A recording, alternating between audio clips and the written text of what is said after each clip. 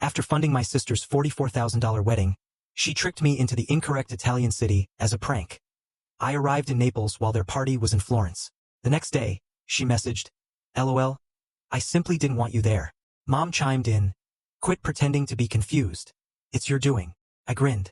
My retribution came as a gift, 4 feet high, via Courier. Shortly after, she phoned, weeping, "Can I repay you now? Can you imagine spending over $44,000, making countless sacrifices for your family, only to get a text message that simply says, 'LOL, I just didn't want to invite you'?" My name is Noah, and that gut-wrenching message was my wake-up call. A moment that completely shattered my world and forced me to confront a brutal truth. For 32 years, I've been the rock, the responsible one, the older brother. I manage budgets for a construction company, all spreadsheets, vendor calls, chasing invoices that cleared days ago. I pack my own lunch, iron my own shirts on Sundays. The fanciest thing I own is a used coffee grinder. In my family, I'm the one who figures it out. If something broke, if someone cried, if a bill with red letters arrived, everyone looked at me like I was a human fire extinguisher. Then there's my sister, Tessa. She's 27, with perfect hair and the attention span of a sparkler. She sells this aspirational lifestyle, online morning routines, matcha, endless unboxings. She can be funny, but she can also be incredibly mean. Dad calls her daddy's girl, and melts. Mom calls her baby, and my name transforms into a job title. Noah will handle it. I can replace a faucet blindfolded. But I honestly can't remember the last time anyone asked me if I was tired. And that wedding, I bought it. Not in one giant swipe, but in chunks that felt reasonable at the moment. A deposit here, a quick Venmo on a Friday there. 14 separate payments. When I finally added it all up, typed it into a cell and pressed enter, and the totals just stared back at me. It was $44,000. $44,000. The dream was Florence. A garden ceremony, strings, candlelight. I told myself it was love. I told myself it was my gift. I told myself I was choosing this. Oh, how I wanted to believe it. It was the week before we were all supposed to fly. We were at my parents' dining table.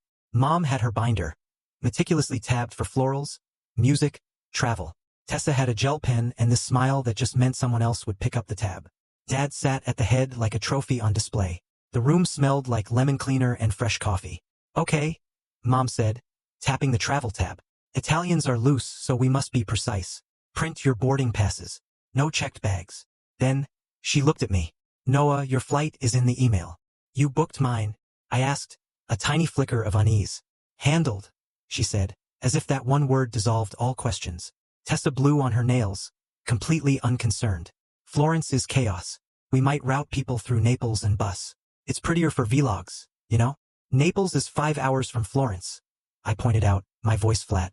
She gave that flinch laugh she does when someone ruins her fun with actual facts. "Relax, Professor." Dad forked a grape, pointed it at me like a tiny weapon.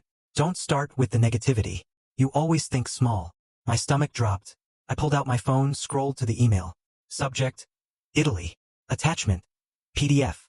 Boarding pass. Airport code, NAP. Naples. I opened my mouth, a retort forming. But Tessa touched my arm, her lashes lowering like a curtain. "It's a surprise route," she murmured. "Trust me." That was the first nick. Not the money, not yet. Just the way my name was moved around like furniture. The way information turned slippery the moment I tried to grasp it. I told myself to breathe. I told myself not to ruin the vibe. I closed the email.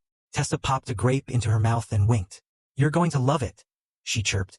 And I believed her because wanting to belong, really belong, is a powerful kind of gravity. I rinsed my cup silently. Mom kissed my cheek, like a stamp on a document. Dad said, "Don't be difficult. We did the choreography we always did." I didn't know then that I would land in Naples while they lit candles in Florence. I didn't know then about the text that would arrive the next morning. I didn't know then what a 4-foot package could do to a family. I just knew I was the useful one.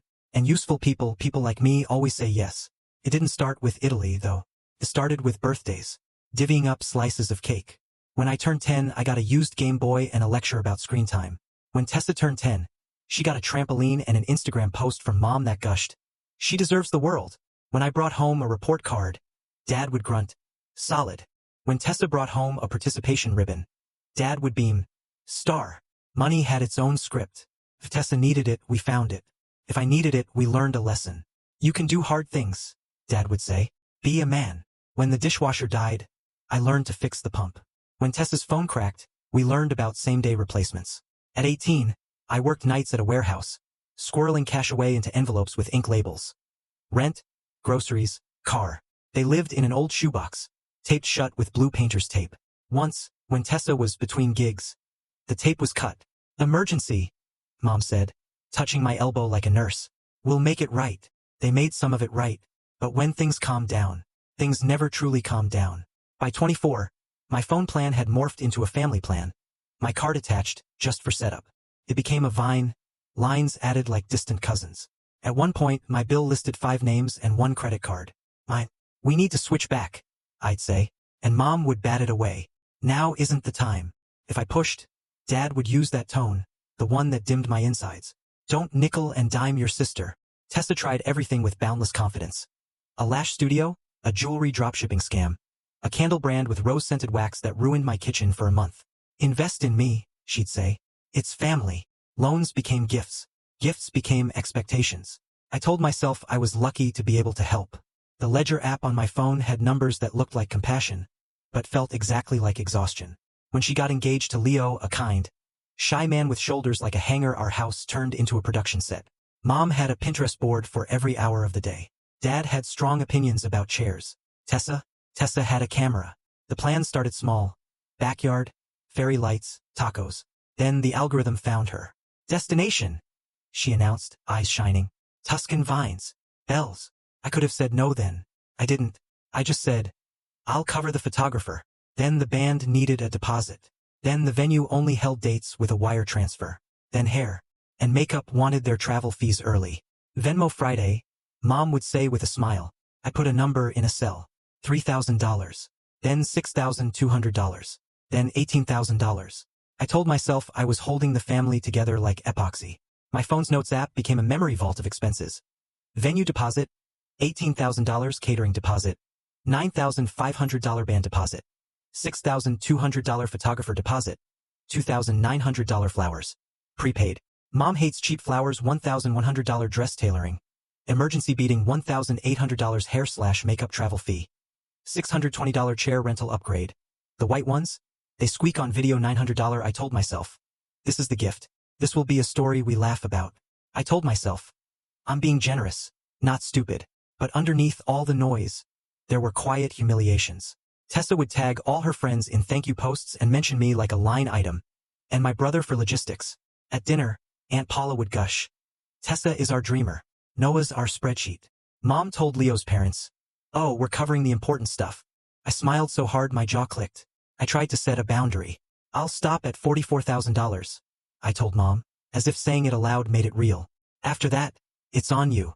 She just placed her hand on my cheek, patronizingly. Honey, don't be crass. There were moments that should have woken me up. The day I found my passport moved a half-inch in my drawer.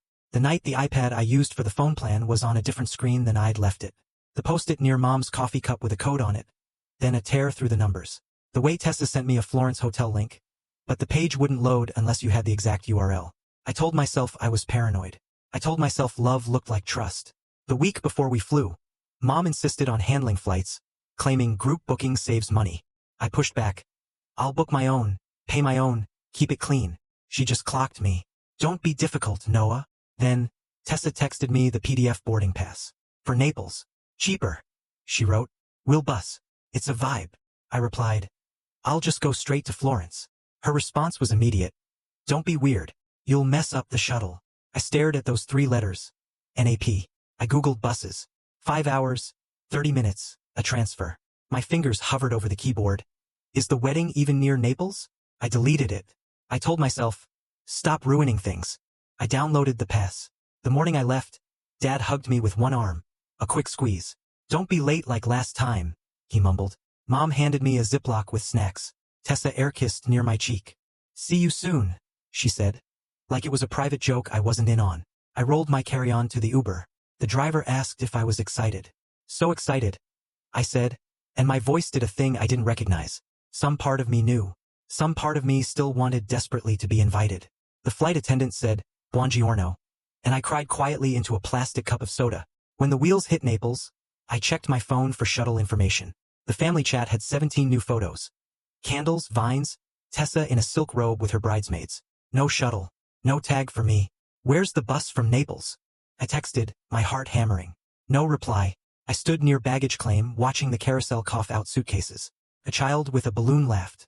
A couple argued softly in English. My stomach felt like I'd swallowed sand. 30 minutes later, a DM from Tessa. A shrugging emoji. A single word. Soon. I found the bus kiosk.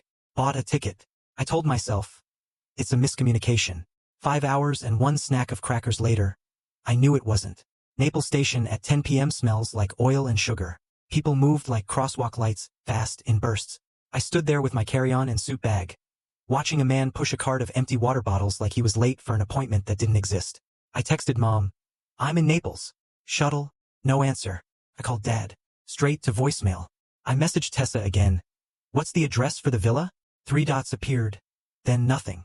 I tried Leo. He wrote back, hey man, asked Tessa. Translation. Stay out of it. I bought an espresso from a window where the woman looked at me like I was a sigh. I sat on my bag and made a list on my notes app to keep my brain from spiraling. Asterisk bus to Florence. 5H. Train closed. It's late. Hotel near station. Euro. Am I an idiot? Asterisk the next morning, my phone buzzed at 7:02 a.m. A message from Tessa. 2 photos, then text. Photo 1. Tessa and her bridesmaids in satin pajamas, holding flutes. Caption. We made it. Photo 2. The garden. Arches. Candles. A sign in cursive that read, Welcome to forever. Then the text. My world tilted. LOL. I just didn't want to invite you. I read it 3 times. It was like someone had set the kitchen timer and walked out of the house. Silence and a ticking you can unhear. Before I could type, another one. From Mom. Stop faking confusion. It's your fault. You make everything heavy. Don't come. You'll ruin it. I stared at the words. Asterisk heavy. Ruin. Don't come. Asterisk I took a breath. Then another. The man with the water bottles was back.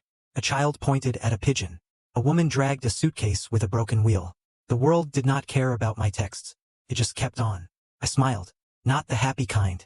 The kind that happens when the floor stops pretending to be a trampoline and turns into concrete. There was relief inside the pain.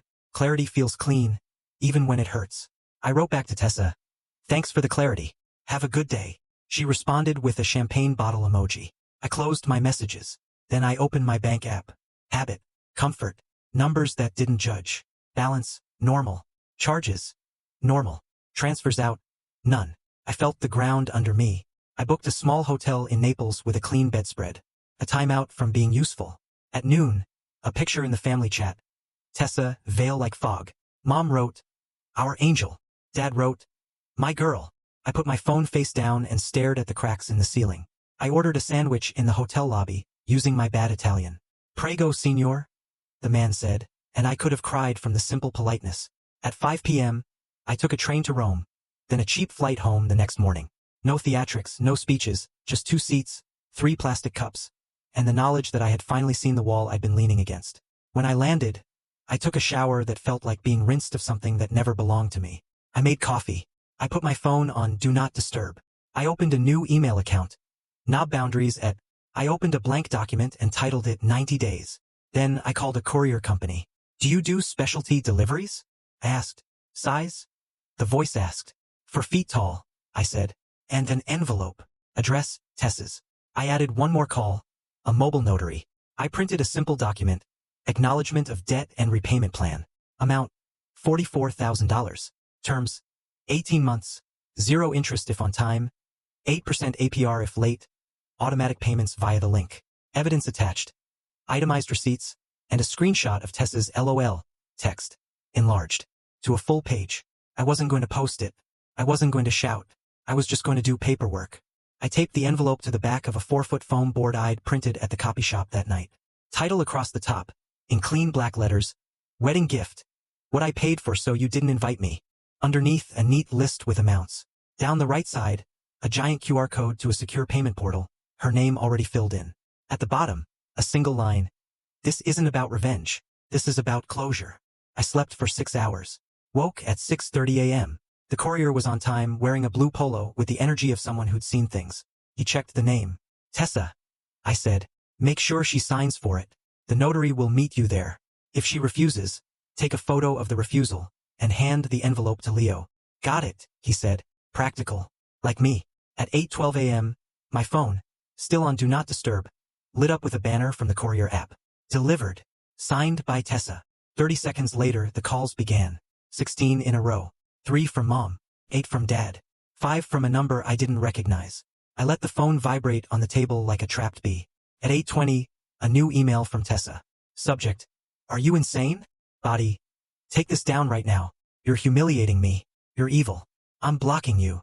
I wrote back. Subject: Repayment. Body: Hi. For the next 90 days, email only.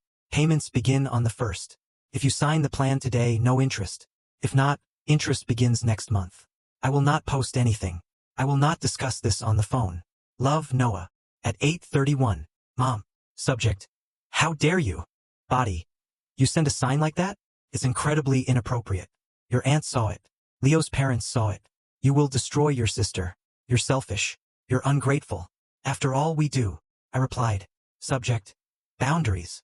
Body: I won't discuss this by phone or text. If you want help budgeting for the honeymoon, ask respectfully. Twice monthly dinners are available. Thursdays at 6 o'clock. Email only. At 8:35. A different tone. Leo. Subject: I'm sorry. Body: I didn't know she sent you to Naples. I didn't know she told you not to come. I'm sorry. Please give me a day to talk to her. We'll pay you back. I wrote back. Thanks. The plan is in the envelope. If signed today, we're good. At 8:40, Dad's turn. Subject: Take it back. Body: What you did is unforgivable. You made your sister cry on her wedding week. Take it back. I replied. I'm not taking anything back. I am taking responsibility for where my money goes going forward. If you need help with your credit card interest, I'll sit with you. Email only. At 9:02, a call slipped through from an unknown number. I let it ring out. A voicemail. Tessa, sobbing. I didn't think you'd actually breathe. Why would you breathe? My in-laws saw it. Okay. Can I please pay you back? I'll sign. Just please don't send anything else. I listened, sitting at my table, hands wrapped around a warm mug, because you can hold two truths. I love my sister, and also, enough. I emailed her the DocuSign link. 1 minute later, a ping, signed by Tessa. 5 minutes after that, a second ping, co-signed by Leo. I made a rule for myself. No dancing in the end zone. No, I told you so. No posting, no revenge. Just paperwork. At noon, the bank app pinged.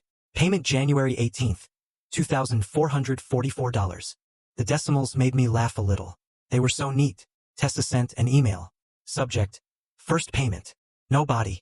That was fine. Then came the second wave. The family group chat. Screenshots. Thermonuclear takes. Aunt Paula. Noah sent a billboard. Cousin. This is giving court. Mom. We raised a monster. Dad. He's dead to me until he apologizes. I muted the chat for 1 year. I printed a new document, titled, What I Will and No Longer Do. Asterisk: I will no longer pay the family phone plan. As of today, all lines except mine are disconnected. Asterisk: I will no longer pay deposits to hold dates or just to get us started. I will not be an authorized user on anyone's card. I will not respond to demands. I will respond to respectful requests in 48 hours, by email. I will not attend conversations where I am called selfish for having a budget. What I am willing to do. Twice monthly dinners at a public place, 1 hour. Emergency rides or hospital visits. Asterisk: help set up a budget, if asked without insults. Asterisk: how to reach me, email only for 90 days. I printed it, put it in a manila folder. I dropped it at my parents' door. No note. They know how to read. That afternoon, I went to my bank in person. Remove all shared access, I told the banker. She asked for my passcode. I gave her the new one. A sentence, not a date. I put a freeze on my credit. I set up alerts for charges over $1. I bought a fireproof envelope and put my passport in it. Because my life needed a lock, not an apology. The next day, Leo asked to meet. We sat at a coffee shop. He looked like someone who just realized his house had a basement he'd never visited. I didn't know, he said, staring at his hands. I believe you, I replied. She told me she invited you, he continued. She said you'd swing by. She texted me. I just didn't want to invite you, I said, keeping my voice flat. We both looked at the table as if it held all the answers. We'll pay, he said. I want to start our marriage clean. Good, I said. You have the plan. I'm sorry, he said again. Like it was the only word he had. Thank you, I replied. I hope you both have the wedding you want, not the performance. He smiled for the first time. Me too, he said. People will ask where the 4-foot foam board went. It's in their foyer, leaning against a wall. Too large to ignore. Too heavy to throw away in front of Leo's parents. I didn't deliver it to embarrass. I delivered it to make denial physically inconvenient. Over the next week, the machine tried me. Mom sent long emails with Bible verses and cutlery comparisons. Dad sent 2-word lines. Call me. Fix this. Tessa sent 3 dots, then nothing. I answered once a day with the same 5 sentences. I love you. Email only. I'm not funding this wedding. Payments are between you and the portal. I'm available Thursday, 6 o'clock to 7 p.m. at Rose's. Boundaries are dull. That's their strength. They don't feel like victory. They feel like routine. On the 3rd Thursday, Mom and Dad came to Rose's and sat in the red booth. Their mouths turned down in unison. We talked about the weather, which is how you know people are adjusting. Dad said he got a bill from the dentist. I said I could help him call and set up a payment plan. He said, okay. Mom said the florist gave them a small credit because of distress. I said that was kind. We ate pasta. No one said helicopter. Tessa didn't come. She emailed the next day. Subject: payment to. The portal pinged. I forwarded the receipt with a thank you. She sent a single period back. Progress. I started breathing like the air was mine. I cleaned my apartment. I shredded envelopes that were 10 years old. I put $300 in a category labeled Italy for me, not revenge. A counterweight. On day 19, my phone rang at 2 a.m. The way phones ring when old rules are calling. I didn't answer. In the morning I listened to the voicemail. Noah. Mom's voice shaking. Your grandmother fell. Hospital. I called back in 10 seconds. When it's an emergency, a real emergency, I show up. That's not for negotiation. That's for me. I drove them. I sat in a hard plastic chair. I filled out a form because forms calm me. I stayed until Grandma stabilized. Dad squeezed my shoulder. A simple press. Thanks, he said. No lecture, no be a man. Just thanks. It stuck. The wedding happened a month later. Smaller. Pretty. No helicopter, obviously. They sent a photo. Tessa and Leo under a tree with tea lights. Tessa wasn't tagged. Mom didn't caption it with "We did it." The picture looked like people, not a campaign. I looked at it and didn't feel angry. I felt like I had finally delegated my place in their story to its rightful size. Payment 3 came. Payment 4. I auto-transferred them into Italy for me. I booked myself a small trip for the winter. 3 days in Florence, 2 in Naples. On purpose. Because I believe in fixing names that got misused. I didn't send anyone my itinerary. 2 months later, Tessa asked to meet. We picked a cafe with plants and quiet music. She arrived in sunglasses. Like she was hiding from an old version of herself. She started without a script. I was cruel, she said, looking down at the table. I thought it was funny. I thought you'd still pay and show up to clean it. I did pay, I said. I didn't show up. She laughed once, sharp. Then she got serious. I'm ashamed, she said. You're paying it back, I replied. That's how shame turns into action. She nodded. Leo said we grow up now, she said. I didn't like that. Then I did. We sat in a silence that wasn't a fight. She picked at a napkin. Do you hate me? She asked. I love you, I said. I hate what you did. She took a breath. I'm going to finish paying early, she said. I'm selling the camera lights. I don't need lights for my life. Good, I said. She pushed her sunglasses up on her head. Mom says you're dramatic. I'm calm, I said. Calm looks dramatic to people who are used to you drowning with them. We both smiled. She reached into her bag and pulled out a small envelope. For you, she said. Inside, a receipt. Payment June 18th. It wasn't due for another week. She shrugged. I didn't want it in my head, she said. Also, she hesitated. I changed my phone line. It's on my card now. Proud of you, I said. And I meant it. We walked out. We hugged. It didn't feel like performing for a camera. Here's the part where I tell you the moral because I'm done writing the story like I'm asking permission. I won't be the family's emergency fund because someone thought a helicopter meant love. I won't attend events I'm not invited to, and I won't pay for them either. I won't argue in group chats. I will write simple emails and keep copies. I will pay for my life first. I will help for actual emergencies, not for content. I will meet twice a month and split the check. I will say no like a full sentence and not explain it to people who profit from confusion. This wasn't revenge. This was paperwork. This was a 4-foot reminder that respect has dimensions. Mom still sends me paragraphs, sometimes with words like honor and family in bold. I answer once, dinner Thursday. Sometimes she comes, sometimes she doesn't. Dad asked me about interest rates now. I show him a calculator. He nods like a student. The Italy fund hit the number I wanted. I booked Florence for February. I booked Naples, too, on purpose.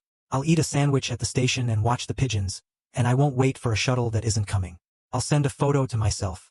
And if I'm tempted to feel guilty when my coffee is hot and the numbers add up, I'll remember the foam board leaning in their hallway and the first payment that pinged without a fight. I'll remember that love without a boundary is a leak you don't see until the floor is rotten. My life is not a venue. My wallet is not a vote. My yes means yes. My no means no. This isn't about revenge. This is about closure. And 4 feet of it was exactly the size I needed to finally see. So, I've shared my story with you. Now, I have to ask. If you were in my shoes after receiving that text, what would you have done? Have you ever had to draw a line in the sand with family? And how did it go? Tell me what you think in the comments below. I really want to hear your perspective.